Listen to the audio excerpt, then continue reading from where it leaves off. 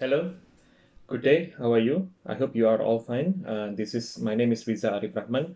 I am a student of IPMI EMBA class, September 2018. This video is about my final exam assignment, which is supposed to be a 7 minutes video long about what I have learned in the strategic management courses taught by Professor Roy Sambel and many other professors. Right? So we have run this course from the month of March, and this is one of the courses which is conducted fully in online through Zoom, but it was enjoyable, and we still learn a lot without even though we don't have physical face-to-face because of the corona pandemic situation.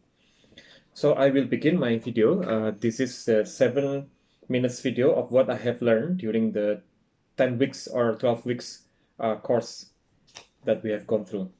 So the first of all, I think is for any kind of strategic management, it is very important for a strategy to have a vision and mission statement. Vision and mission statement is like describing the end, the vision up front, or the things that you want to achieve at the end, and also describe the purpose of your existence and why the strategy was created. So for me, vision and mission really is like a foundation of any strategy. Vision and mission must be clear, must be inspiring, must also be sharp, and must be distinctive enough so that you have unique point of your existence and your purpose in the market and why you create a strategy later to achieve those vision and mission. And right quality for vision and mission statement can also become motivation for the organization, for the institution, and for the people who will run the strategy and who will execute the strategy. Mission and vision statement can also become a guidance, a direction, and something that you can always look back and to check whether your current strategy or your execution of the strategy has achieved the vision and mission that you have stated in the beginning. The second thing that I learned is about the steps and the process of strategic management. Basically, there are 4 processes of strategic management. The first process is called strategic formulation, where it is a process where you formulate the strategy. There are different types of framework and toolbox which is available to formulate the strategy, to look at the context and the environment.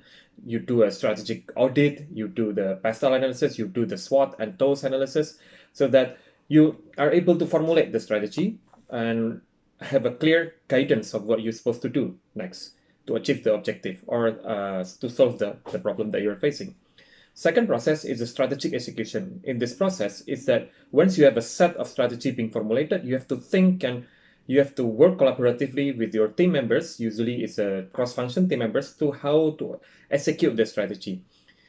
Because in executing strategy, there will be many variables such as the external variable, the market condition, the field condition, the company's capability, like that, or the budget and resources you have to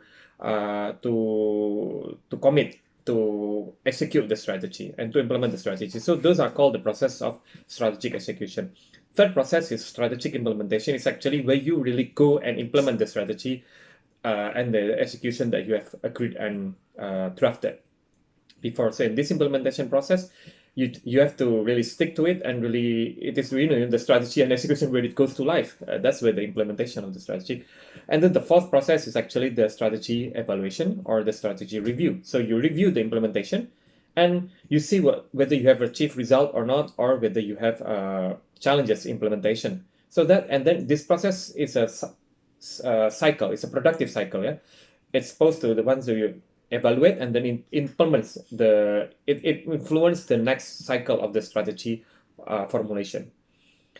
And then we also learned about strategic audit template. I think this is a very, very good template that can be used to construct an audit which looks at the organization deeply and evaluate all aspects of the company business as well.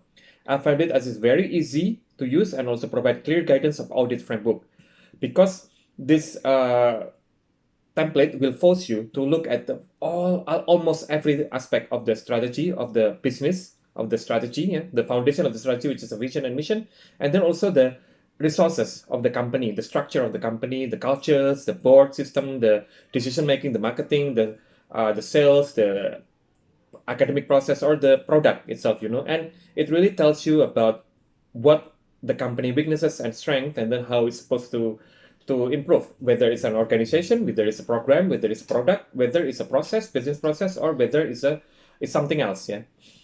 And then the case of IPMI strategic audit was really good, as I found it to have the opportunity to have real case practice on the audit. It shows the real ins and out of the IPMI institution and what aspect of the organization became the weak points and the strength point, of course.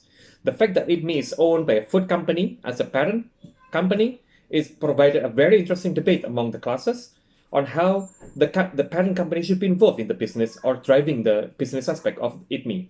For us, IPMI cases was very unique because of the parents' nature and expertise of the business, and also the IPMI, the fact that IPMI have a business challenge that it needs to solve and faces. And also it has to unleash the potential of IPMI's strength, academic quality, and unique positioning in the EMBA or Master of Business Administration's business in industry in Indonesia. And then the case of GE growth case study was also unique. This is the fifth point.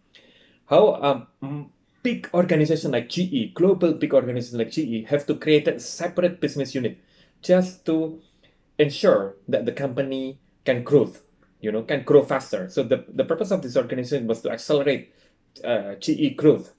And it does that by aligning resources among the local and regional of business companies, GE business unit, with the global direction.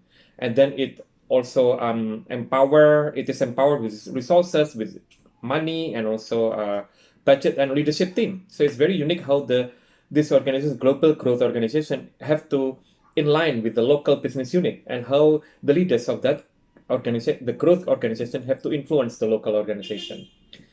So it's very strong point on the strategy. And we also learned how micro competitiveness and macro impacted the competitiveness of a country.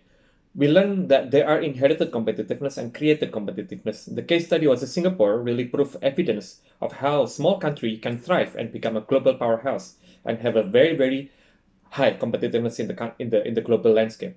The government of Singapore focused on creating competitiveness environment is really great. It really focused on creating environment which foster businesses to grow. Because at the end of the day, the biggest lesson learned on a country's competitiveness is that it depends on the national business of competitiveness itself. Because if a country's national business is very competitive, then it will elevate or help the country's competitiveness overall. And then there are various toolbox that was given to us in like framework and tool of analysis to create various strategy audit, strategic review. There are PASTEL, there are 10 external forces, there are FRIO, value chain analysis, strategic analysis choices, SWOT, SPACE, and then the strategy formulation analytical framework. And then we learn about successful and not successful companies. This is very interesting. We have an assignment on that, and in my case, I did a Mayora and Arnott case analysis, and we can see why Mayora was so successful and why Arnott was not so successful. And we know then with this kind of analysis, we look at the strength of the company and the weaknesses of each of the company and compare. And then from there, we created a recommendation. So it's like a benchmarking study. So one of the strategic analysis tool is actually to benchmark with your competitors. I think that's what we learned. And also to benchmark with the competitors and the industry requirement. I think whether your company have what it takes and have the must-have checklist of the industry to be successful, or your company doesn't have. And from there, you can know the gap like that. I think that's all I can say about the learnings that I've learned from this strategic management courses study, and was very interesting course. And I'm thankful very much to the professors that have taught us. And there are some of those strategy which I directly use to my work, and it is very influential, very helpful for me at my work, because most of the case and the framework that I learned from these courses I use in my work, and it helps really to influence other people and helps to really set the direction, because in my role now I have to give direction and create strategy, a lot of strategy, and these tools really help me to create those and really help me at my work. And my friends have appreciated very much. Thank you very much, professors and all the teachers and all the facilitators in the courses. And thank you all to my friends who have been active in the discussion, and really glad that we met in these courses and going through all the courses and learn together in the last 2.5 months. Thank you very much.